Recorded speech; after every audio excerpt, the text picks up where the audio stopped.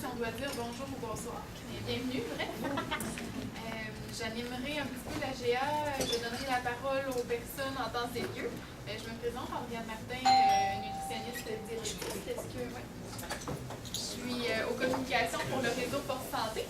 Puis on aura la chance tout à l'heure après la GA de se rencontrer, de jaser un peu plus amplement parce qu'il y a beaucoup de nouveaux visages, de nouvelles personnes que je ne connais pas. Donc ça me fera plaisir de vous rencontrer tout à l'heure. On va essayer c'est bon. Donc, de part et d'autre, vous avez finalement l'ordre du jour qui se déroule devant vous.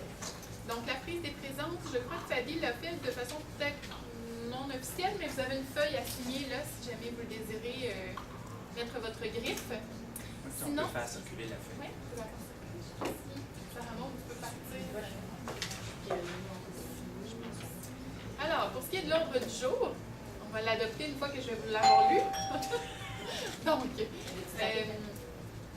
c'est pas ma job. Et je vous présente Josiane, ma stagiaire. Je lui ai donné quelques petites diapos à présenter, juste pour voir si le volet éducation et communication était quelque chose d'intéressant pour elle. Alors, m'excuse, je prenais ta place. OK, donc, comme Andréane le disait, il y aura l'adoption de l'ordre du jour après que je vous l'aurai présenté.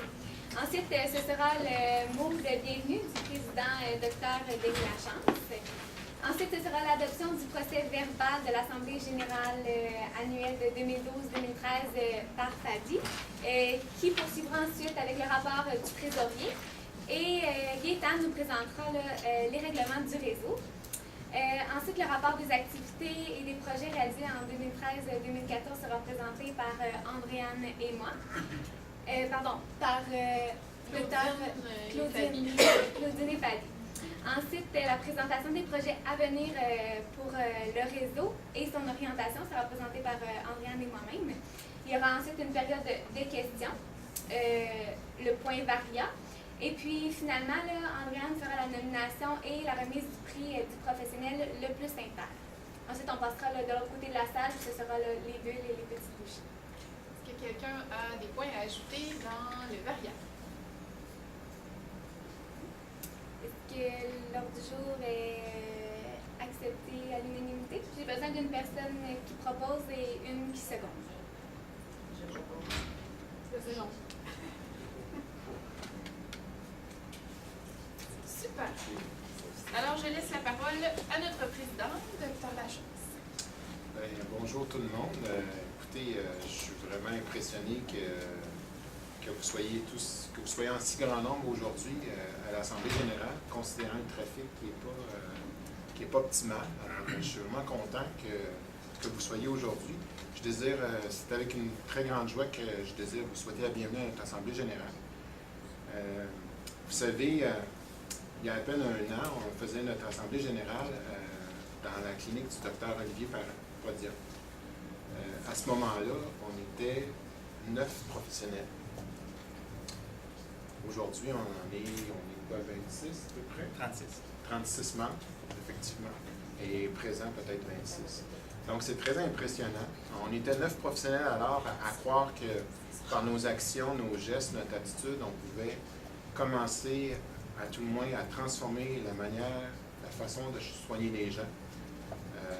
Force est d'admettre que je pense qu'on avait raison, puisqu'aujourd'hui, Fadi disait, on est 36 membres maintenant, 13 professions représentées, pas juste 36 personnes pareilles, 13 professions représentées.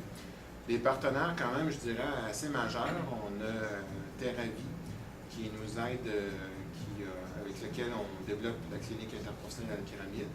On a Desjardins qui nous permet d'avoir une super belle salle, nous a permis aussi d'aller au congrès des kinésiologues, congrès des chiropraticiens, et on a fait qu'augmenter le nombre d'activités qu'on a avec eux autres. Et puis Atlas Médic et bien d'autres. Okay. D'ailleurs, je tiens à remercier les membres de la première heure, ceux qui ont été là dès le début, ceux que je vois, et nos partenaires, Daniel, dès le début, qui a été un peu notre coach en communication, Andréane, ceux qui m'entourent, Gaétan, du monde là, qui était là dès le début. Vous savez, ce projet-là n'aurait jamais pu lever si on n'aurait pas eu au moins une poignée de gens qui y auraient cru. si j'avais été tout seul à rester avec mon idée, là, on serait encore, je serais encore à m'en parler dans ma tête. Puis, c'est fatigant, je vous le dis, de ce côté-là. Donc, je vous remercie de ce côté-là pour les gens qui ont cru dès le début. Vous avez été un exemple pour que le réseau Force Santé prenne vie et prenne vigueur, je vous dirais. Et on le voit depuis ce temps-là, que la progression, et c'est tant mieux. C'est tant mieux pour tout le monde, c'est tant mieux pour le système de santé. On en a bien besoin. Je m'en venais tout à l'heure à la radio. J'avais du temps pour écouter la radio puisque j'étais revenu dans le trafic. Et puis, le système de santé a vraiment besoin de nouvelles solutions pour accélérer la prise en charge des patients. On parlait, imaginez-vous, à la clinique médicale du Frère Victoria à Montréal, qu'il y a du monde qui avait fait du camping pour avoir un médecin de famille parce qu'il y avait des places qui venaient de se libérer. Si je me souviens bien, dans les années 90, on ne vivait pas ça. Alors, je me dis, les soins interpersonnels sont vraiment une belle solution, je pense, novatrice, pour donner un coup de pouce à décharger. Je me dis, moi, si on se servait de la performance, de l'expertise de chacun en synergie, je pense qu'on diminuerait les visites inutiles, on propulserait notre patient plus rapidement vers la santé. Fait que quand j'entends encore un exemple comme ça à la radio, je me dis, yes, on était dans le milieu. Fait que, ce que j'aimerais que vous réalisiez ce soir, c'est un peu comme ça que l'Assemblée générale a été conçue. C'est toute la puissance du réseau qu'on est en train de bâtir pour vous. OK? Si on pense, évidemment, il y a des nouveaux membres qui n'ont pas vécu grand-chose jusqu'à date, là, mais c'est pas rien. Pour ceux qui l'ont vécu, là, si on regarde au niveau juste du défi des dîners internes, honnêtement, ça aurait-tu été possible pour un professionnel de la santé de réunir un auditoire aussi varié, en collaboration, en ouverture, en respect, désirant travailler ensemble puis créer de la valeur pour le monde? Je pense que ça aurait été tout un défi pour une personne. Peut-être que ça aurait été réalisable, je ne le sais pas, mais en tout cas, moi, je ne voulais pas me risquer avec ça. Si on pense aussi au niveau des projets interprofessionnels, je ne pense pas qu'il y a plusieurs projets professionnels qui ont été interprofessionnels petits qui ont été réalisés jusqu'à là, puis entre autres le projet chiropharmacien. Je ne pense pas que ça aurait été possible de réaliser ça sans l'appui du réseau. Il y a beaucoup de monde sur le projet chiropharmacien, on parle de 2 professions impliquées, mais il y a beaucoup de monde qui ont travaillé à l'intérieur de ce projet-là pour lui donner quelque chose de pas pire. Évidemment, c'est un premier essai, c'est un premier jet, mais c'est des choses qui sont en évolution. Okay? Donc, juste ça, déjà, en partant, c'est déjà de la valeur qu'on crée. Puis là, on l'a créé dans ce cas-ci pour chiropharmacien, mais on peut faire ça avec n'importe quel professionnel. Okay? À un moment donné, il faut partir par quelque chose, il faut donner un exemple, etc. L'autre affaire que je veux mentionner, c'est que pensez-y, là, vous allez être allé dans plusieurs activités de réseautage et puis, les gens, on jase avec du monde, là, puis ils ne sont pas très réceptifs. Ici, là, le monde qu'on a recruté, c'est du monde qui, fondamentalement, on a vérifié leur intérêt, veulent travailler ensemble, veulent créer comme on dit, la valeur pour le patient, pour le professionnel de la santé, pour tout le monde. Puis ils sont ouverts, respectueux, prêts à collaborer. Bien, c'est toute une chance que vous avez. C'est tout un temps que vous sauvez en développement relationnel. Donc, vous savez, comme moi, de développer une relation d'affaires, là, c'est long.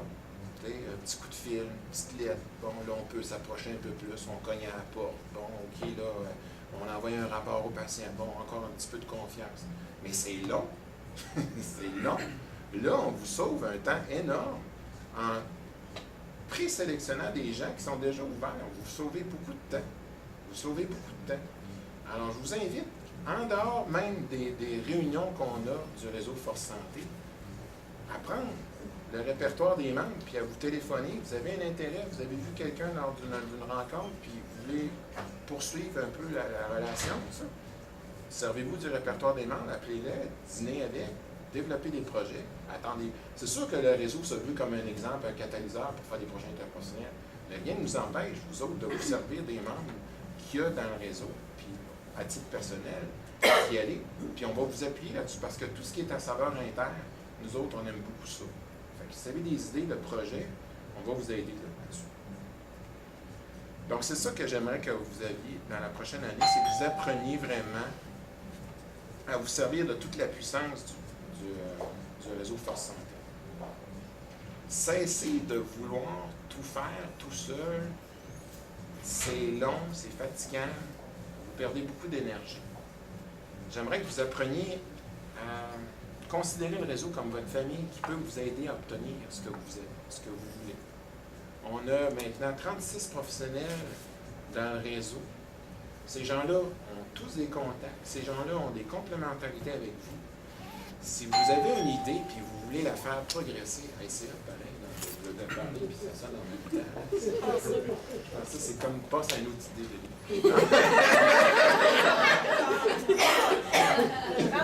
C'est ça que ça veut dire. Il passe à une autre idée.